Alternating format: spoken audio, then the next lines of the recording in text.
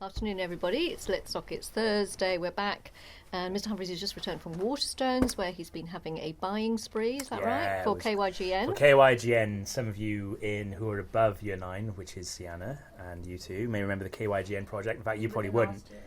You were the first year to do it, weren't you, when you were in Year 9? Remember? Yeah. You did it, I think. Yeah, it was you, Phoebe, Ellie, and you remember that? Yes. And I took you to watch. You were the first group. Yes? Yeah. I do remember. So, yeah, it was a group from 9N this year, and we just bought some books to the KYGN library. It was great. Yeah. Fantastic. What sort of thing did they pick out?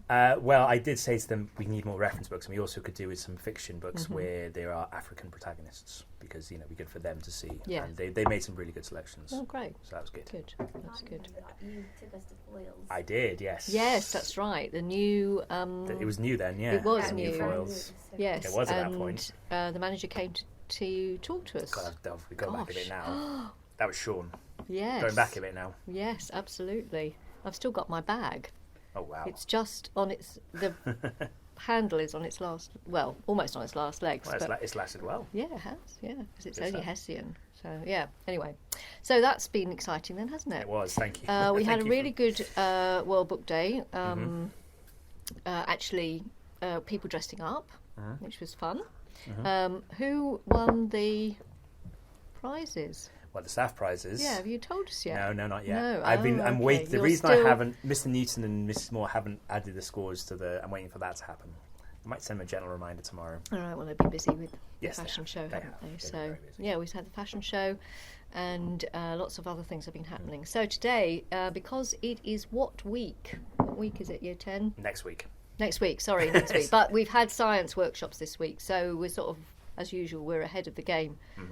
Well, So what week is it next week? Science Yay. Week, absolutely. So we've had the workshops in from the RI, I think. Yeah. Have you? So who's been in them? Who's been? It's 7 and 8, isn't it? I 7. think? Yeah. So yeah, Yeah. How What were was they? it like? How were they? They're really good. Yeah? Yeah. Anything that sticks out in your minds? One where they poured, I think it was carbon dioxide onto candles and it put them out. That was really cool because they would burnt out and you could really see how dense the gas was. Nice candles are burnt out. Mhm. Yeah. Sophie, can you remember anything grabbed you? Where they made Miss Jones into a sun. Miss Jones into a sun? Because they were doing energy and stuff. Oh. Solar panels and things. And they asked for a teacher. And Yeah. Miss Jones. Yeah. Obliged. Good on Miss Jones. Yeah. But apparently she made Grace run for 10 minutes after that. She got angry. Okay. All right. So they used solar panels, and did they use energy from her? No. How did they do it then? She had to throw rubber balls at them. Oh. Don't know. Okay. Sounds intriguing. We Do you did something similar, but it was a teacher from another school. yeah. At the same time. What was it? It was the protons and electrons or something. It was they transfer the energy to one place, but that place doesn't want it, so they throw it away. But the sun is creating more energy, so it's just going in this cycle that is. Yeah, it was. She threw the ball. And Yes. They caught it, and then the people in the front row wanted to have whatever. It was either a proton or electron. Right. And they wanted to have it, but if they get hit with another one, they have to drop it, which is really sad for them. And then the other person in the upper row picks it up, but they don't want it, so then they throw it back to the sun. Oh. No, or they drop Intriguing. They drop it in the bag. Yeah, they drop it in the bag. Yeah, which is the electricity store thing. And then the front row people pick it up again, and then the sun keeps throwing balls at them, so then they drop it. It Oh. was confusing. This is how a solar panel works. Is that the idea? Apparently, yes. Right. Okay. Yeah. Who's got solar panels on their house? Anybody? I have a solar panel rocket. No, You've got a solar panel Oh. rocket? A robot. Robot. Oh, yeah. I said, so not a rocket. What? One of my robots used to be solar. Uh-huh. There's a little crab one. Thank you. Okay. Or a solar panel calculator. Oh, Yes, wow. solar panel those are calculator. great, yeah. We've been had those for a long Yes. time now. Yeah. Yeah. So, that's interesting. Mhm. Yeah. So we're on the table. We've got a massive selection of what we call popular science, which basically means, Mr. Humphries, would you like to define it for them? I mean, I can, but Well, I was going to as give a it librarian. as a Go on. librarian. I would tend towards the simplest possible definition. Uh-huh. And so essentially, when you think of science, you think of your science lessons probably first and foremost. But when we layperson adults think yeah. of science, we think of very complex formulas, very inaccessible stuff. You know, people in white coats doing complicated things in labs. Popular science demystifies that and makes it accessible for a non-specialist audience, essentially. So it's science for non-scientists. Yeah. Is how I would describe it. Yeah. How would you describe it? I would describe it as science that has been written to entertain, inform, and generally take the mystique out of all aspects of science, whether it's biology, physics, chemistry, biochemistry, environmental sciences, Quantum physics, yeah, rocket science. yeah, and so on. absolutely. And quite a lot of them start with a question, because as all scientists do or should start with a question, don't they? Absolutely. How can we help this? How can we? What are they for? And it also, of course, it's not just books now, but our fabulous documentaries we get on BBC and Channel 4 and Channel 5 as well, all over the place. National Geographic, yeah. I'm thinking about David Attenborough. There he is. Yes, That's his latest book, there, David, Life yeah. on Our Planet. That's right. And we just had the Green Planet. Oh, I forgot to get those out. Oops. You didn't put it on the table. Things that inform and basically open up our minds. Entertain as well. And entertain as well. I'm glad you mentioned that, because that's a key part of Yeah, it. it is. To make it, appealing to a mass audience. Yeah.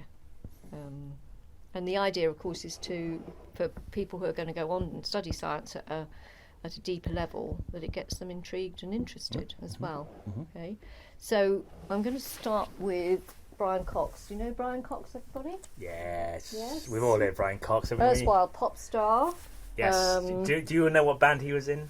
Or was he in the band, or was he a roadie? I can't remember. No, he was in the band. He was in the band? He was in the band that played at the Dome on the night of Labour's victory. Oh, the Dome. The poor Dome. The poor Dome. Can you... maybe it's a bit before your time, actually, folks, because this is when I was in school, when he was in this band. Yes. Anyone heard of a band called D-Ream? D-Ream? No? Their most famous song is Things Can Only Get Better. Things Can Only Get Better.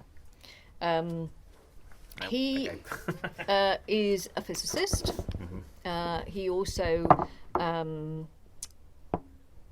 talks about astronomy. He's worked at CERN, the Large Hadron Collider in Geneva, but he's also a professor of communicating science, and this is something that a lot of universities are doing now, whether it's communicating about history, like Michael Wood at Manchester, in fact they're both at Manchester, funnily enough, and he's also a broadcaster on all sorts of things, from his own series to The Sky at Night, and he's been on that, and when we have the Week of Astronomy in January, which I don't think we had it this year. Anyway, so that's and he does a wonderful podcast with another chap called Robin Ince, called The Infinite Monkey Cage. Have you heard that, Evie? I love that one. Yeah? Really What do you like about it? I really like just how I only listened to a bit of one episode because I was about 8 and my mum said I wasn't allowed to watch any other episodes. But I remember it being really like a mix between kind of like science and a little bit of comedy, just making it funny. Yeah, absolutely. Robin Ince is just going out on a new tour, and they're starting a new series. So together, they push they pushed boundaries. And I've just opened the book randomly, and here is one of my favourite photographs. Ah. You know this photograph, girls? Moonrise, isn't it? Earthrise. Earthrise from... This is called Earthrise. I knew it was something rise. And it's very special to me because it's a big part of my childhood, seeing that for the first time, to actually see that was the first time we ever saw the blue planet, our home. The blue dot So there's Brian Cox, Human Universe, which came out. Where are we? Are we alone? Who are we? Why are we here? What is our future? The big questions, science. And interestingly, he starts with a quotation from Hamlet. Oh. What a piece of work is a man, how noble in reason, how infinite in faculties, in form and moving, how express and admirable, in action, how like an angel, in apprehension, how like a god. You understand, he's talking about mankind, not leaving out women. The beauty of the world, the paragon of animals, and yet, to me, what is this quintessence of dust? Man delights not me, nor woman either. No, by your smiling you seem to say so. Hamlet's having a bit of a He's having one of his moments. moment. Yeah. And that's how he starts. What is a human being? Objectively nothing of consequence. Particles of dust in an infinite arena, present for an instant in eternity. But everything that ever has been, apart from the world, is on our blue dot, as Carl Sagan said. That one. And then I'm also going to talk about this one, which is absolutely fabulous and appalling, outrageous. It's called The Immortal Life of Henrietta Lacks. She was American. It's by Rebecca Skloot. She died in 1951. What happened next changed the world. It's not very new now. It was published in 2011. Rebecca Skloot, she's in the book too. So it's sort of popular science, but it's also autobiography, isn't it? And also how this writer, journalist, went about finding out about Henrietta. And Henrietta...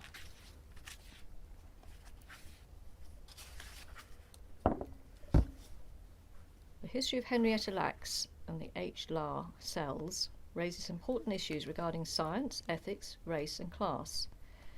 I've done my best to present them clearly within the narrative of the Lacks story, and I've included an afterword addressing the current legal and ethical debates surrounding tissue ownership and research. There is much more to say on all these issues, but that is beyond the scope of this book, although I leave it for scholars and experts in the field to address. So basically, Henrietta Lacks died in 1951, but her cells are still being used across the world, and this is the story of it. There's a photo on my wall of a woman I've never met. Its left corner torn and patched together with tape. She looks straight into the camera and smiles, hands on hips, dress suit neatly pressed, lips painted deep red. It's the late 1940s, and she hasn't yet reached the age of 30.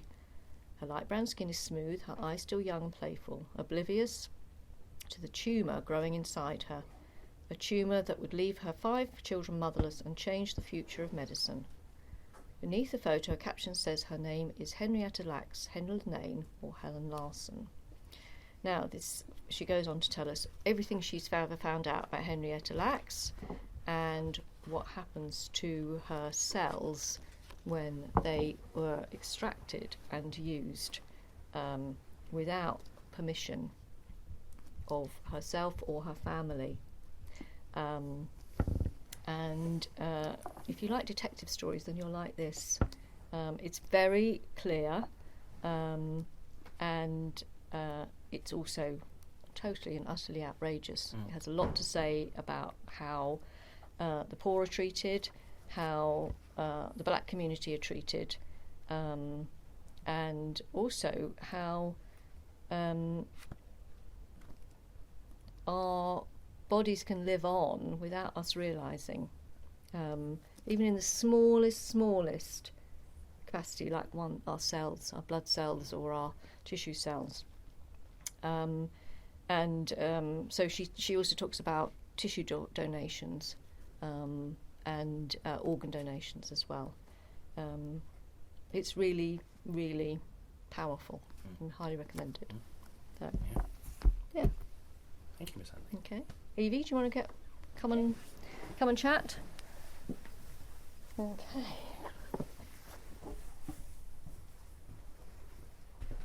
So I have got one of my all-time favourite books, Secrets of the Human Body by Dr. Chris and Dr. Zand. If you've watched Operation Ouch, which was a big, big part of my childhood, you'll know who they are.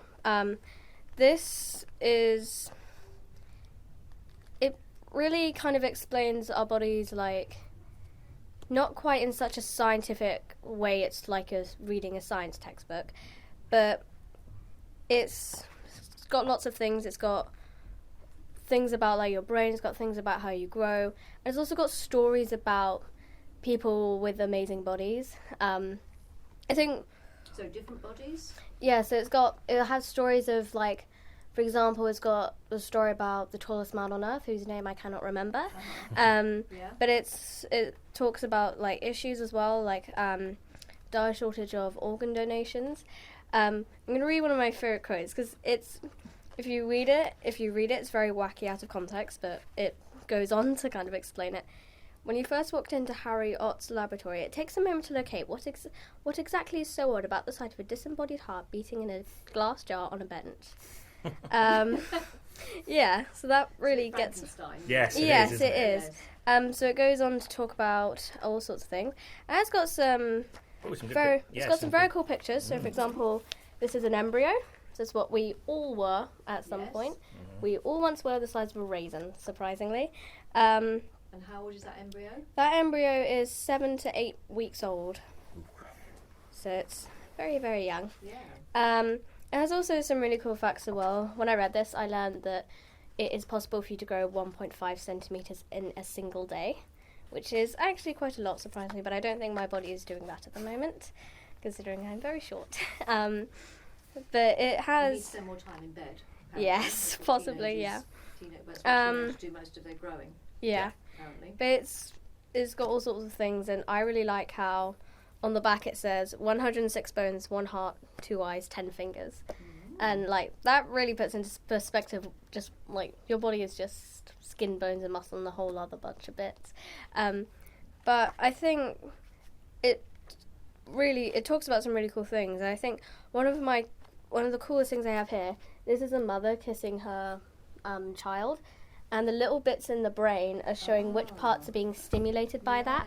So it's showing like, so what it's basically trying to say is like these are the bits that like stimulate like the feelings of love kind of thing, which I think is really interesting and fascinating because they did that with like an MRI thing. And it also talks about because the two twins who made this book, Dr. Chris and Dr. Zahn, they are identical twins.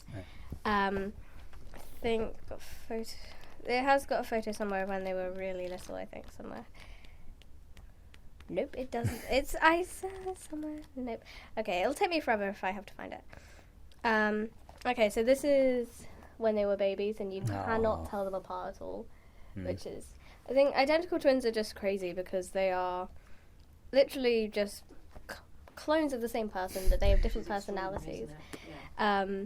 And it talks about all sorts of experiments they did. For example, what they did an experiment where they saw how quickly a child versus an adult could pick up a skill for like juggling. So they had a certain amount of time for the child and the adult to learn juggling, and the child was better at it, showing the child could do like more neural paths in their brain. And it's really cool because for me it helped me like understand the body better, and I love biology, so this is one of my favourite science books. Excellent. Okay, great. Thanks, Eva. That's great. Sophie, do you want to have Okay. you've got your... I put it on my iPad. That's fine. Come and have a seat. Not a problem. Okay. I chose Limitless by Team. Aha. Oh, yeah. It's really good. Basically, my dad got it, and I was bored, and I started reading it, and it's so interesting. It's like, it's not his autobiography, but it starts off with like him looking back on Earth, and it's like really interesting. And then it shows how he got there and like his army career, and then him as a child being interested in planes and stuff.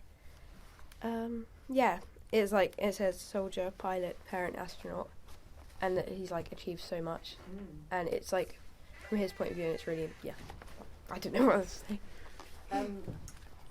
Well, remind us what he went into space, didn't he? So Yeah. where was he? Because he didn't just visit, like William Shatner, go up in a rocket and come back down again after a couple of orbits. What did he do? He went to Remember? the International Space He did, Station for yeah. quite a while. Yeah. Yeah. He actually broadcast to Yes. schools, didn't he? He did. Did anybody see any of those? You Yeah. did. I did. I love physics. I love space, and I read that book. It's so good. My friend did. Mm-hmm. She got one to school like that, and then she told me about it, and I was like, that's cool. Yeah. Yeah. Well, it gives you like a different view because you're like, oh, you're just going to space, and it's like, and it shows you how hard it really was, and like, because I love like space and stuff, it was So much training, so much training for the worst possible scenarios and things. yeah, it was I couldn't put it down Oh, great! until I had to put it down. So Dad wanted it back, or It was dinner time. oh, I see. Right, okay, right. Yeah, Good. so It really captured your imagination. yeah, it's really good. I think it captured a lot of people's imagination. Yeah, it was definitely. big headline news, wasn't it, when he came back as well. Yeah. So It also starts with like his shuttle wouldn't land properly or something. Oh, it was his because with the Russian spacecraft that all the astronauts got going up to the International Space Station go on, they have to dock to the International Space Station to actually be able to go on the International Space Station, and it wasn't docking. It wasn't docking properly, and they were like saying, "Oh, what if we do this? We're going to crash into this. We're going to crash into that." I remember that being like one of the first things I read. Yeah, it was like I need to know what's going to happen now. Yeah, absolutely. So it is a bare knuckle ride as well. And then it just went back to like when he was 7, and you were like, no. More. Fabulous. good choice. We do have it in the library as well, by the way, Yeah. folks. In case you were wondering, we Yeah. do have it. So check it out. Yeah. Definitely. He was such a good communicator as well. Oh, wasn't yes. he? Yeah. Yes, absolutely. Good ambassador to have Yeah, absolutely. for humanity. Yeah. In case the aliens were watching. Just in case. Thank you, Sophie. Thanks. Emily?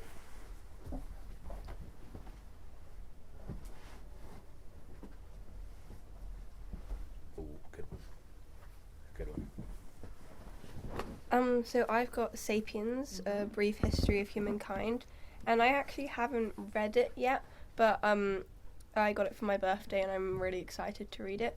And looking at I've looked at lots of reviews and stuff about it, and I think it's about just history, the history of humans, and why, it says, I think here, what makes us brilliant, what makes us deadly, what makes us sapiens. And I think that's really cool to look through our history and see the timeline, because I'm not really into history that much, but it's science history, so that made it a bit more interesting in actually reading this book. And there's lots of there's diagrams and pictures in the book as well. And at the back it says, "Fire gave us power, farming made us hungry for more, money gave us purpose, science made us deadly. This is the thrilling account of our extraordinary history, from insignificant apes to rulers of the world." So that the blurb really just caught my attention, and I'm really excited to read the book. It's on my to be read pile as well. Miss Plumley. Hello, Miss Plumley, just in case you're watching. Miss Plumley, before she left us, she was our guest on Off the Shelf, episode 2, and she was one of the books she recommended, and she said it blew her mind because it changes our view. Because obviously we've got quite a fixed view of humanity and how we progress from cavemen to where we are now, and actually it goes to show that it's a different take on it. It makes us look at it in a different way, and I can't really say what that is. So I haven't read it, but it sounds fascinating. It really makes you think about how did we get here in a different way to how we might have before. So I think it's highly recommended for that reason. How did we all get here now? How are we like we are? So yeah. It's my friend's dad's favourite book, and he's read it so many times. There we go. I think that says it all. He was on Channel 4 the other night talking to the presenters about the current situation. He's very much seen as a historian with a take on the global situation. I mean, there are loads of people that are being talked to, but he's one of them. He's a really interesting writer and man. Yeah. Mm-hmm. Yeah, he's written a few others, hasn't he? The 7 lessons for the 21st century. 21 lessons for the 21st century. There we go. Thank you. And Homo Deus. Yeah, Homo I think Deus. that's kind of I could be wrong. That could be a kind of sequel to that one, Homo Deus one. I think it is. It said A Brief History of Tomorrow. This one's A Brief History of Okay, Humankind. so looking ahead to where we might go next. Yeah, and I thought when it said a brief history, I thought it was going to be really brief and like just a short book. Well, it probably is, and then considering how long humanity's been around. That is a short history. Around 3 minutes to midnight, but the Earth obviously has been around a lot longer. A brief history of the dinosaurs would be about Yeah. much longer Yeah. than that. It would be like an encyclopedia that long. No, but yeah, it's supposed to be. I mean, it is on my way to be read, pal. It's supposed to be really great. So yeah, you'll have to tell us when you do get around to reading it, what you make I of did it. start it, but I gave it to a friend, so I never got beyond how we'd captured us and turned us into. I plan to read this one. Yeah. Because I was looking at anthropology recently. I think it's really interesting. I know next to nothing about the subject, but I think it's That's okay though. going to be my next. This is the whole point of popular science, makes it accessible. So Yeah. could be a summer read. This one maybe. I started reading it.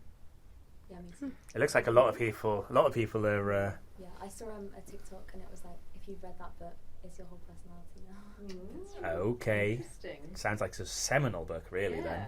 So Yeah. It does. It makes you look at things in different ways. could be a future Litsoc, this book. It, Sounds like it, doesn't it?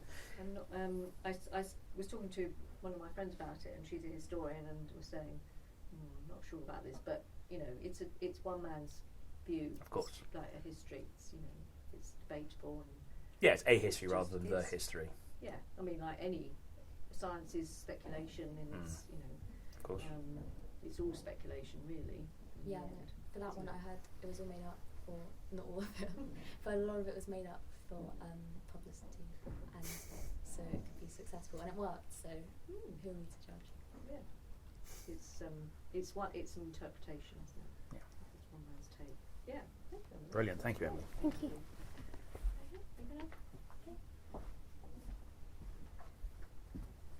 Well, I didn't know what book to choose from here, and I did have a book in mind, but I didn't know if it would be on the right topic, so I didn't bring it in. But then Ms. Anthony said it could be, so I brought in the periodic table book. Oh yes, of course that can be. Definitely. Which I don't know why, but my dad got for my birthday, and then he said we're going to study it every day on your birthday, and I was like, okay. But it has like a range of things about science and how things are created, and then at the back of the book it actually has like the main periodic table, and it's a very good book actually. Good. Because as soon as I started reading it, I was like, okay, this is way more interesting than I thought it was. And it's got a lot of things in it, so you can obviously see, well, have to Copper. kind of zoom in. Copper and Yeah. everything that So copper's involved in. The end result, that's really interesting. Yeah, it's got different sections on it and different everything. And it's just like really good because it's kind of showing like who did it, and then like deeper secrets into it. And I remember one time I forgot my reading book, and I didn't forget my reading book because I was at home, but I didn't know what to read, and I picked it up, and then all of a sudden I got a text from my friend saying she wanted to sleep over, and then half an hour later I was still reading the book. So yeah. Sign. A very good sign. Yeah. And then and it's kind of representing not only just like science, but and like stones, which includes, but like other things like what's in like chemicals and what makes like bandages and casts and everything. So it's kind of a mixture of science things. And yeah. Sounds fun. Sounds great. Absolutely. I think that's a really good choice. And yeah, look, I've got another one here. There's a lot of periodic. There's one in front of you there, Sophie, as well. The periodic tales. So there's lots of periodic. I think we might have this one in the library, actually, that particular one. But yeah, this one here is very similar. It just goes through all of the elements on the. Here you go. I even say that one. Can someone say that one? Any chemists in the room? Molybdenum. It actually has how to pronounce it down there. Molybdenum. Molybdenum. Molybdenum is one of the toughest transition metals. It's the secret behind armor tanks and strong steel structures. And yeah, so there's examples. There's the tank. Is the tank called Graph pencil as well. In chemistry, someone was, I don't remember who it was, but they were talking about an element, like an element else like it as well. Which one was that? It was Aaron's group. They had a poster, and they couldn't pronounce the word, so that's why I just remembered it. Was it cobalt? I think it was cobalt. Oh yeah. Couple, yes. Yeah, that's Yeah. one. That's definitely one. Yeah. Yeah, that was good enough. Right. So it's great to have books on the periodic table because I think sometimes you can look at it and it's like, is it so confusing? But books like that Yeah. demystify it. Yeah, completely. So Yeah. good choice. Good choice there. There's also Primo Levi's short stories for older readers, Yes. aren't there? Yes. Because he was a chemist and he Yes. was sent to Auschwitz during the Second World War from Italy and survived. Wrote a memoir. Yeah, Very wrote a good. memoir. Very good memoir. And, If This Was a Man. and then as when he got home, wrote these short stories all based on elements in the periodic table, Absolutely. which have also been dramatised. So, yeah, Great stuff. Thank you, Dave. thank you very much. Sienna, you got something or are you not? All right, I think it's you, Mr. Humphries. Right. Have your 10 guests also wrote something? Have you, Hannah, do you want to say? I thought of This Is Going to Hurt by Adam Kay. Oh, that's Yes, a good one. Of course, good one. Yes, Yeah, yes, come on. please do. Yeah. I know there's a new series out recently, but I'm too scared to watch it. So, because when they said This Is Going to Hurt, he wasn't kidding. So, yeah, basically, it's about his experience working like frontline on the NHS, and it's really amazing. Like, the long hours he describes, the lack of training, how unprepared he felt. There was this, I can't remember what it's called, this one procedure that he'd never done before, and so his friends stole like a box of things and started stabbing themselves or something to figure out how to do it, like the night before they became junior doctors or something. Yeah, so, and it's like really relevant now. He's a comedian. It's a very funny book, but it's you can never tell if he's joking or not. No, it's So- true. Is it by the same author as Admissions? I I'm don't not think sure. so. He has written other things He's since. written. This Is Going to Hurt is for sort of your age and upwards, isn't it? And he has done a younger one, Yeah. hasn't he? Once my sister had it, it was. Have we not got it? What's it called? Can you remember? I think we might. We have got more than one book by him, I can tell you that much. There's He did the isn't it an explanation of the human body? possibly. Something like that. He did one called Towards the Night Shift Before Christmas. Oh yes. That's like a little one. Done Kay's Anatomy, which is like What's it Adam called? Kay's Anatomy. Kay's Marvelous Medicine. Okay. That's Kay's Marvelous Okay, I Medicine. think we might. Yeah. If not, I'll get it in. So, you read the book. Yes. You haven't seen the series yet. No. She's too scared to. Yeah. It started a couple of weeks ago, didn't it? Yeah. So Yeah. But yeah, I think it's all on iPlayer now. you could watch it all together. So did you laugh? like laugh, cried. Yeah. Yeah. Yeah. Yeah, because like you said, you can never tell if he's joking, and it is really heartbreaking. But yeah, there were definitely bits where I thought he was exaggerating, and then I was like, oh, maybe he's not. Yeah, I really like this bit when he works as a gynecologist and obstetrician, and he said he chose that field because it ends up with more patients instead of less by the end, which is different from the others. Yeah. Mm. Yeah, so that's kind of it. Yeah, read it. If you, It's hugely popular. Yes. Even before the TV series, it was hugely Yes. popular. yeah, no, So I've been raving about it. I've not read it. it was published probably 3 or 4 years ago now. Yeah, I Miss think. Evans really rated it, and she'd been to see him. This was long before lockdown. Oh yeah, because he won a tour, Yeah. didn't he? Yeah. And that's why I read it. But it's what I found really interesting was that he said so rarely did we get thanked. Yeah. Mm. He can remember really clearly A few times. few he times got on thanked. cards, which I just That's found incredible, isn't it? Extraordinary. They deserve Yeah. all the thanks we could possibly give them. Yeah. These people and junior Yeah, doctors on the front absolutely. line. You know, Um, not just during COVID, at all times. Yeah. So, Yeah, absolutely. so trivia. And who? Anyone notice who played in the TV? Ben, what's his face? Ben. Begins It with begins with a W. It's not what's his face. No. Ben Whishaw, and it's just our excuse Oh, to yeah. mention Paddington. He's Paddington. He's the voice of Paddington as well. Voice So of there we go. Paddington, Yeah. So thank you for Yeah. bringing Thank that you, one Hannah. Thank to you. the table. Thank you, Hannah. Yeah, that book I thought it sounded like a book that I'd recently got. called Admissions, A Life in Brain Surgery. I haven't read it yet, but it's an autobiography and biography, and it looks really good because he was also, I think, an NHS frontline worker. So I was really excited to read it. Yeah. There's another one, isn't there, by a brain surgeon who's just retired, neuroscientist. I can't remember what it's called. It's not Admissions, but something else. Anyway. I don't know if they have the time. They have to stop before they do. Yes. So, yes. There's a certain shelf life, I think. Yeah. Anna? I am somebody who rates books by the amount of dragons that are in them, so I don't think I'm going to be very good at this. Well, Alright, go on then, I'll there go was There was one with dragons on the table. There's one not on the table, but there is a book where they explore what might dragons have been. I remember saying this. Did I get a go now? Oh, I'm sorry. I'm so sorry. Miss Huntley was excluding me from proceedings. I feel rejected. Your take on popular science. Well, Starter for 10. Thank you. Well, I as we were saying, popular science should be fun and entertaining, and also science has wow factor to it. So I picked a book that very self-proclaims its wow factor. It's by the New Scientist magazine. Anyone read New Scientist magazine?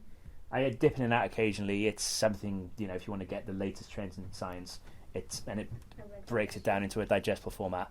And they did this collection, and it says, this book will blow your mind. So let's see if I can blow your mind by reading. So it starts with the first chapter is 17 Impossible Things Before Breakfast. And 4 impossible things the laws of physics might allow. Einstein's general theory of relativity is famous for its prediction of wormholes, shortcuts that might allow time travel by connecting different areas of space and time. Nobody's ever seen one, though, and debate rages over whether you could travel down one even if they did exist. While we wait for a visitor from the future to let us know, Gilliat Armitt explores some other physical impossibilities that might already have been proved possible. Okay, so I'm not going to read all of them. The 4 are perpetual motion machines, teleporters, invisibility cloaks, and matter married with antimatter. So, teleporters. Let's see how he thinks teleporters are actually possible. Ever wished that the ground would swallow you up and spit you back out somewhere far away? Strangely enough, there is nothing in the laws of physics to stop that happening.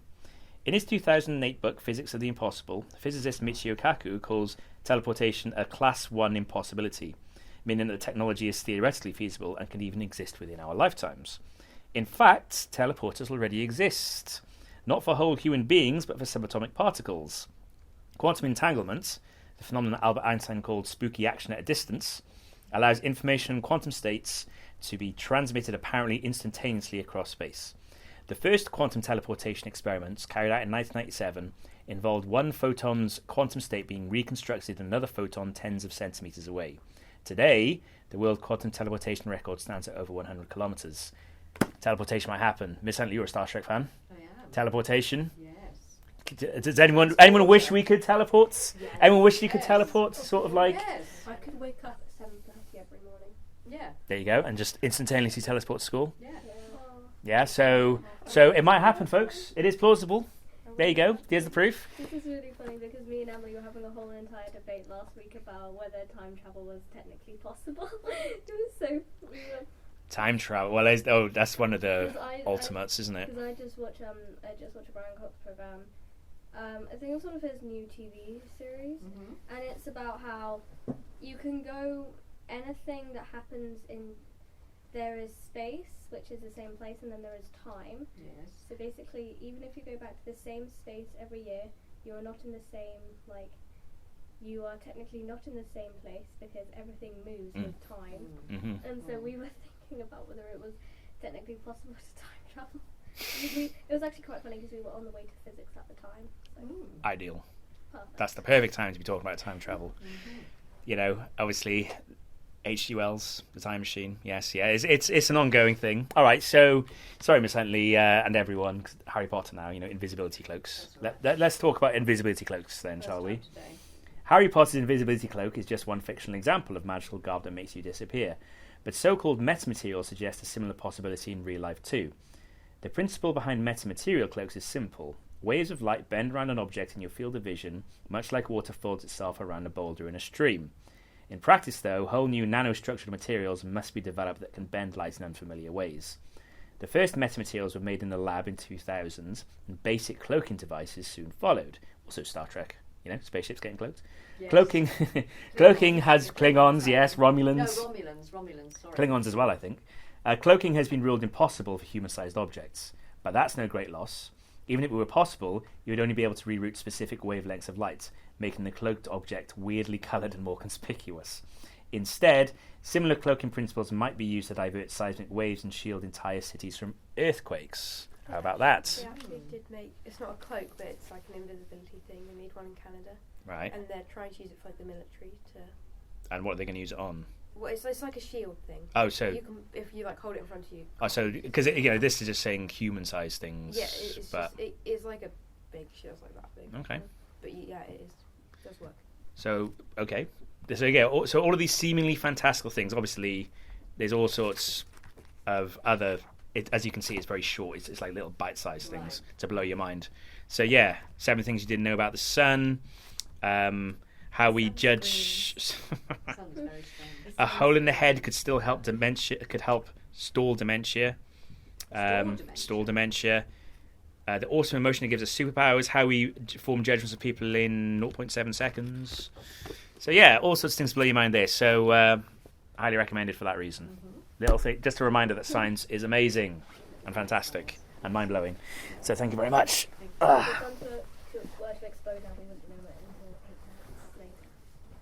Say that again. Yeah. There's somewhere to explode now. We wouldn't know it until the 8. We wouldn't know about that until 8 in 8 minutes, because we are technically, if we were to travel at the speed of light, I think it is, we would reach the Earth in 8 minutes. Yes. Which is yes. Weird to think. Our solar system is actually like an outlier in the universe. So you know how we have our sun and our planets orbiting it. Other galaxies actually have like binary and trinary systems, so they have 2 or 3 stars orbiting each other, and then planets orbiting those. And so we're actually the odd ones out in every way possible, because most of the planets are like gas giants, a lot bigger than ours. We're like a really small, kind of a bit like incomprehensible to the rest of the universe. Yeah, we're an anomaly. 3rd rock from the sun. Yeah. Absolutely. Yeah. And the solar system is actually moving through the universe. We're not just in one place. No, we're not. We're on the edge, aren't we, as well of the Milky Way? We're out on the spiral arm of the Milky Way. We're not, we are an outlier in more than one way. Sorry, Sienna? Our sun is very small compared to... Oh, yeah. Yeah, it's very young. Giants. We're very lucky. It's very young, too. Yes, exactly. And that's why in sci-fi, very often when they go to a foreign planet, they have 2 suns rather than just one. Yeah. For that reason. Yeah. Because we're the weirdos. Definitely. Which has just reminded me of, there's a wonderful book by Diana Wynne Jones called Dog's Body. And Sirius, the star, in the court of the planets, and the heavens, has done something really terrible. He can't remember what it is, but he knows he's been accused, so he's punished by becoming a dog on Earth. And it's starting to sound like another book I read. I'm not quite sure. A book that was probably influenced by Diana Wynne Jones. She was very influential. Because Sirius Black can turn into a dog in Harry Potter. Oh, well, that's like shape-shifting, isn't it? That's a common trope in... Diana Wynne Jones got it first. Okay. So all your favourite authors, other people didn't first. Trust us. And the person, the being, the heavenly body that comes to help him, is our son, Sol. And Sirius gets to know Sol quite well, and he's absolutely mesmerised by him because he's very active, he's energetic, he's got an awful lot to do, and he really helps him. And it's also a detective story because how did Sirius end up on Earth being accused of this terrible crime? But it's also a lovely relationship between his owner, human owner, and what happens. So it's a bit of a love story too. It's fabulous. It's got a human heart to it. Yeah, it has. Very it's important. A fabulous, fabulous book. Diana Wynne Jones is a fabulous, fabulous author. Yeah, absolutely. So, Well, thank you for Yeah, everybody's thank you. contributions. Some They're really, fabulous really great today. contributions, And thank yeah. you for our our visitors. Welcome. Always welcome. Yeah, always welcome. And I'm just going to end with everybody have a fabulous week. What is it next week? Next week it's Year 7 Parents Evening. So Oh, it's yeah. But not next week. But we return in 2 weeks. Yes. And I'll be leading Year it. 7 next week. I'll be leading it next week in 2 weeks. Yes. I won't say what it is now. All right, you're going to leave it. I don't want to give it away. I know it's not like technically literature, but it is. On the internet, has anyone heard? not all the others. What? Has anyone heard humans are weird? What is it, Sienna? Is it a So program or a it's like- podcast? Or just a blog? Kind of. It's on Tumblr and like Pinterest. Uh-huh. It's like a popular, very very niche thing. It's like fiction. Mm-hmm. But it's like a specific trope where like humans are weird, humans are space orcs. Where it's basically looking at humans as if we were in space, if there was a like wider known universe, Mm-hmm. and how we as a species are very like odd, and how we would appear to hypothetical aliens. And like it's obviously not very scientifically accurate, but it's very interesting. It's probably more scientifically accurate. It's probably not. I mean, most Well, like, science fiction it's is weird, not but like it's speculative, isn't it? What we call published, but speculative. Yeah. It's very interesting. Yeah. It's like how we regard everything that's human as normal. It's like looking at humans from an outsider perspective. Mm, And interesting. like writing about that, and like it's really chill. It's literally on Tumblr, but it's really interesting. Yeah. A different perspective is always good. Why do we do what we do? Absolutely. Absolutely. Yeah. Yeah. Thank you. Okay. Okay, Thank you, everybody. Live long and prosper. Au revoir. See you. Bye. Bye. Bye. Bye.